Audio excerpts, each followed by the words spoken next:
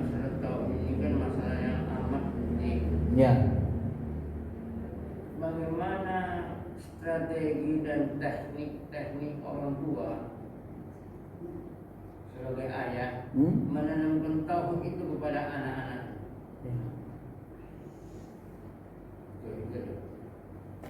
Ya. Bagaimana teknis orang tua menanamkan tauhid kepada anaknya, gitu kan? Tadi sudah kita sebut, menanamkan tauhid itu paling lemah lewat indera mata telinga, ya. Kemudian masuk ke indera akal, ya. Kemudian masuk ke hati atau wahyu. Maka kita didiklah mereka dengan menggunakan matanya. Matanya dalam arti sesekali diajarkan dia, coba lihat alam semesta ini. Teratur kan? Bagus kan? Ini sudah ada ribuan atau ratusan ribu, bahkan mungkin jutaan tahun sudah langit ini. Enggak ada yang merusak. Itulah ciptaan Allah Ta'ala. Ya.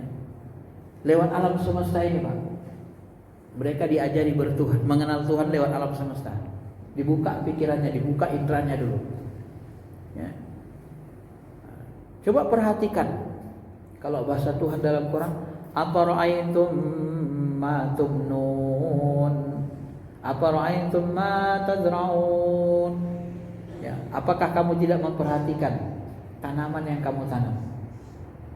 Nah, coba lihat tanaman padi ini. Tanaman padi ini, petani kemampuannya cuma nanam doang. Siapa yang menumbuhkan padi itu? Yang menumbuhkannya siapa? Allah kan. Ya. Petani bisa nggak numbuhkan padi? Nggak bisa, Pak. Kalau petani bisa numbuhkan padi, itu begitu ditanamnya, ditariknya padi ini. Besok panen kita, Bu, ya. Dia nggak bisa numbuhin, dia nanam saja, ngasih bibit, merangsang, cepat tumbuh. Ya. Coba lihat mata air yang kamu minum. Ini kita minum air. Dari mana ini airnya? Dari air aqua. Dari Danau Toba, pegunungan. Coba lihat gunung itu. Dari mana airnya datang? Dari mata air. Siapa yang ciptakan mata air? Hah? Perusahaan Aqua Denon? Gak bisa, Pak. Mereka cuma ngambil doang itu. Buat mata air gak sanggup. Siapa yang bisa? Yang ciptakan mata air itu Dia, Allah itu, Pak. Ya. Dia. Bapak Ibu, setiap saat nih, coba rasakan menghirup oksigen, bernapas. Sadarkan diri kita. Tiap pagi, tiap hari kita hirup oksigen. 24 jam kita hirup oksigen. 1 jam kita menghirup oksigen di rumah sakit, berapa bayarnya? Kalau orang sakit berapa itu? Hitung-hitung, itu miliaran sebulan, Pak. Kalau kita di rumah sakit, sebulan aja kita diminum dia kasih oksigen, itu sudah miliaran, Pak. Sanggup bayar? Yang menciptakan oksigen itu siapa? Hah? Dokter? Orang Cina? Orang Jepang? Amerika? Korea? Kalau bahasa saya, kok tunduk kali kita sama mereka. Nyiptakan oksigen yang kita hirup aja mereka gak sanggup, kok. Kok takut kali sama makhluk. Nah, itu tauhid. Kok lebih takut sama orang Jepang, orang Amerika, Cina daripada sama Allah? Yang hidupkan kita bukan mereka. Ngasih oksigen aja gak sanggup mereka. Setiap detik kita hidup oksigen, Pak. Mereka hanya mampu mengolah zat-zat kimia menjadi oksigen, menciptakan dari tidak ada menjadi ada. Mereka tidak sanggup. Ya, tidak sanggup. Termasuk diri kita tadi. dari setetes air mani. Siapa yang bisa ciptakan? Nih, lu dari air Nil, lu mau sombong? Sadar gak lu dari titik ini? Nanti akan mati lagi. Siapa yang ciptakan dari setetes air begitu? Air itu, Pak, mohon maaf, kalau dijual di pinggir jalan, ada yang mau beli? Hah? Gak ada. Malah orang merasa jorok, walaupun tidak najis. Kalau najis itu, Pak, kita ini najis semua ini, badan kita ini. Maka dalam fikih disebut, maaf, air mani itu tidak najis. Nah, kalau najis air mani itu, ini najis semua badan kita ini dari itu, Pak. Najis kita. Yang najis itu yang mazinya, bukan maninya, mazinya. Yang sebelum keluar cairan kental, ada cairan encer, itu yang najis. Ya. Juga boleh buat sholat harus cuci, cara pikir. Nah, jadi begitu, Pak, lewat alam. Ya, kita tanamkan tauhid. Ketika akalnya sudah mulai berfungsi, tanamkan kepada mereka tauhid. Kenalkan mereka kepada Allah lewat alam semesta, lewat alam. Kemudian lewat wahyu. Karena alam semesta ini namanya ayat Allah juga, tapi ayat kauniyah namanya. Baru lewat wahyu. Dan tambah bagus akalnya lewat Quran. Hadis. Wahyu. Dan disertai dengan pendidikan akhlak. Nah, kalau mau lebih dalam lagi tauhidnya, ikut tarekat. Nah, zikir bagus, biar kau buka mata hatinya. Jadi mengimani Allah itu lewat mata hati. Nah, itu lebih hebat lagi, Pak. Kalau ada izin Allah, ya diperjalankan dulu, kita bisa melihat surga, bisa lihat neraka. Nah, itu tadi. Jadi ainul yakin.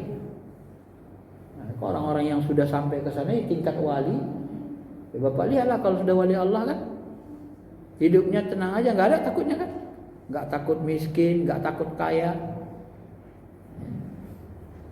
Ada orang nggak takut kaya? Kebanyakan takut miskin ya. Takut kaya banyak juga, Pak. Aku nggak mau kaya lah. Kenapa? Nanti kok kaya lupa sama Allah.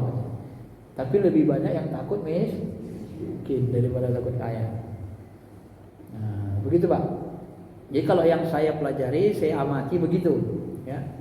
Yang diajarkan lewat ini tadi, lewat indra-indra ini kita fungsikan lewat alam semesta, dan nanti puncaknya sebenarnya lewat hati. Ikut zikir tarekat.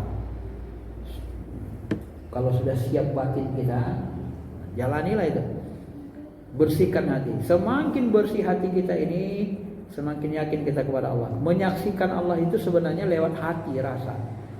La ilaha illallah, la ilaha illallah, la ilaha illallah, la ilaha illallah. Kau nikmat, kau merinding di dalam rasa itu kan, menyebut nama Allah itu.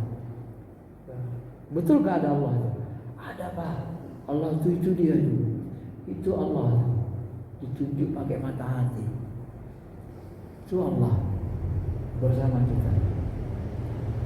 Semakin bersih, semakin tajam dia, semakin bisa menyaksikan. Karena yang gaib itu dia bisa dihubungi dengan yang gaib. Yang gaib di diri kita apa?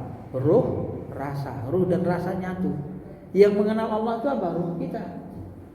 Maka kenali diri kita, kenali ruh kita, supaya kita bisa mengenali Allah dengan hak, dengan hakul yakin.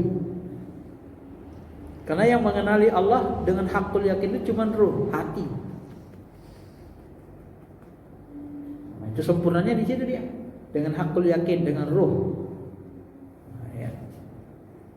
Maka yakin itu disebut dengan di qalbu, bukan di akal. Kalau di akal orang Jepang, Korea pintar-pintar, Pak, Yahudi tapi tak beriman. Tapi dengan ini qalbu, maka dibersihin dia. Ya. Kata Al-Ghazali, semakin bersih hati kita, semakin terang cermin hati, maka dia bisa langsung meyakini Allah, bisa menangkap sinyal dari Allah langsung. Ya. Oke, ada lagi? Satu lagi kalau ada? Atau sudah cukup? Oh, udah menit 7 ya. Cukup ya. Saya kira itu saja dulu. Ya, mudah-mudahan bisa dipahami dengan baik. Mudah-mudahan Allah menuntun kita sampai akhir hayat kita diberikan keimanan, keyakinan, tauhid yang kuat, tauhid yang bersih, yang mantap, yang selalu bergantung kepada Allah.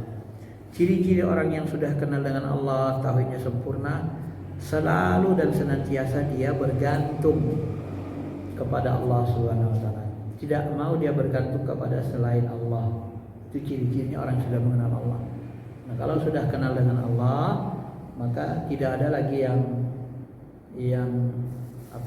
tempat yang bisa menolong, tempat yang paling sempurna menyayangi, menaungi, tempat yang paling bisa diharapkan kecuali Allah semata-mata. Terima kasih. Assalamualaikum warahmatullahi wabarakatuh.